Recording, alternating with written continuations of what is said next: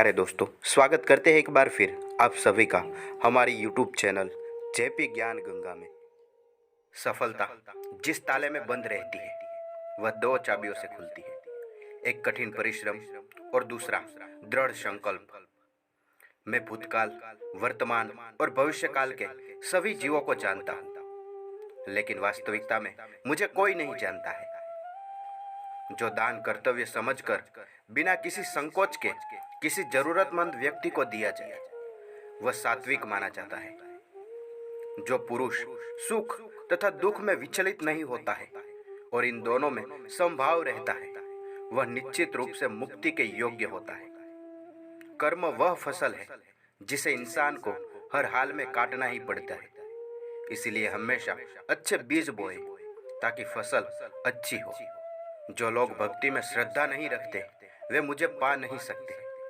अंततः वे इस दुनिया में जन्म मृत्यु के रास्ते पर वापस आते रहते हैं। मैं धरती की मधुर सुगंध हूँ, मैं अग्नि की ऊष्मा हूँ। सभी जीवित प्राणियों का जीवन और सन्यासियों का आत्म संयम भी मैं ही हूँ। वह जो सभी इच्छाएं त्याग देता है और मेरा की लालसा को और भाव से मुक्त हो जाता है, उसे शांति प्राप्त होती है। मेरे लिए ना कोई दूषित है ना प्रिय, किंतु जो व्यक्ति भक्ति के साथ मेरी पूजा करते हैं वो मेरे साथ है और मैं भी उनके साथ रहता हूँ। मनुष्य को जीवन की चुनौतियों से भागना नहीं चाहिए और न ही भाग्य और ईश्वर की इच्छा से बहानों का प्रयोग करना चाहिए। मनुष्य को परिणाम की चिंता किए बिना ही, लोभ लालच बिना ही एवं निस्वार्थ और निष्पक्ष होकर अपने कर्तव्यों का पालन करना चाहिए। जिस तरह प्रकाश की ज्योत अंधेरे में चमकती है, ठीक उसी प्रकार सत्य भी चमकता है। इसीलिए हमेशा सत्य की राह पर चलना चाहिए। जिस मनुष्य के अंदर ज्ञान की कमी और ईश्वर में श्रद्धा नहीं होती है वह मनुष्य जीवन में कभी भी आनंद और सफलता को प्राप्त नहीं कर सकते। जब जब इस धरती पर पाप, अहंकार और अधर्म बढ़ेगा तो उसका विनाश धर्म की पुनः स्थापना करने हेतु मैं अवश्य अवतार लेता रहूंगा। वह व्यक्ति जो अपनी मृत्यु के समय मुझे याद करते हुए अपना शरीर त्यागता है वह मेरे धाम को प्राप्त होता है, और इसमें कोई संशय नहीं है। जन्म लेने वाले के लिए मृत्यु इतनी ही निश्चित है जितनी कि मृत होने वाले के लिए जन्म लेना। इसीलिए जो अपरिहार्य है उस पर शोक मत करो। वह जो वास्तविकता में मेरे उत्कृष्ट जन्म और गतिविधियों तो समझता है वह शरीर त्यागने के बाद पुनः जन्म नहीं लेता है और मेरे धाम को प्राप्त होता है। जो होने वाला है वो होकर ही रहता है और जो नहीं होने वाला वह कभी नहीं होता है। ऐसा निश्चय जिनकी बुद्धि में होता है उन्हें चिंता कभी नहीं सताती है। अपने परम भक्तों जो हमेशा मेरा स्मरण या एक चित मन से मेरी पूजा करते हैं, मैं व्यक्तिगत रूप से उनके कल्याण का उत्तरदायित्व लेता हूँ।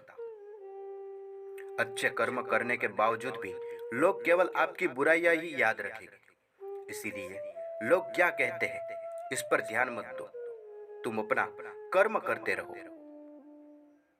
इतिहास कहता है कि कल सुख था, विज्ञान कहता है कि कल सुख होगा, लेकिन धर्म कहता है कि अगर मन सच्चा और दिल अच्छा हो तो हर रोज सुख होगा।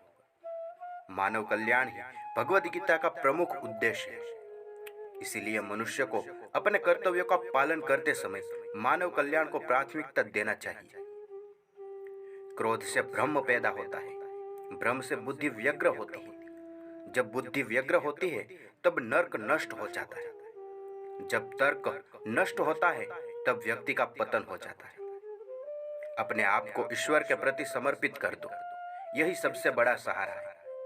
जो कोई भी इस सहारे को पहचान गया है वह डर, चिंता और दुखों से आजाद रहता है। मनुष्य को अपने कर्मों से संभवित परिणामों से प्राप्त होने वाली विजय या पराजय, लाभ या हानि, प्रसन्नता या दुख इत्यादि के बारे में सोचकर चिंता से ग्रसित नहीं होना चाहिए। तुम क्यों व्यर्थ में चिंता करते हो? तुम क्यों भयभीत रहते हो? कौन तुम्हें मार सकता है? आत्मा न कभी जन्म लेती है और न ही इसे कोई मार सकता है। ये भी जीवन का अंतिम सत्य है। श्रेष्ठ पुरुषों को सदैव अपने पद और गरिमा के अनुरूप कार्य करने चाहिए, क्योंकि श्रेष्ठ पुरुष जैसा व्यवहार करेंगे तो इन्हीं आदर्शों के अनुरूप सामान्य पुरुष भी वैसा ही व्यवहार करेंगे। जिसने मन को जीत लिया है उसने पहले ही परमात्मा को प्राप्त कर लिया है, क्योंकि उसने शांति प्राप्त कर ली है। ऐसे मनुष्य के लिए सुख दुख, सर्दी गर्मी और मान अपमान सब एक से ही है।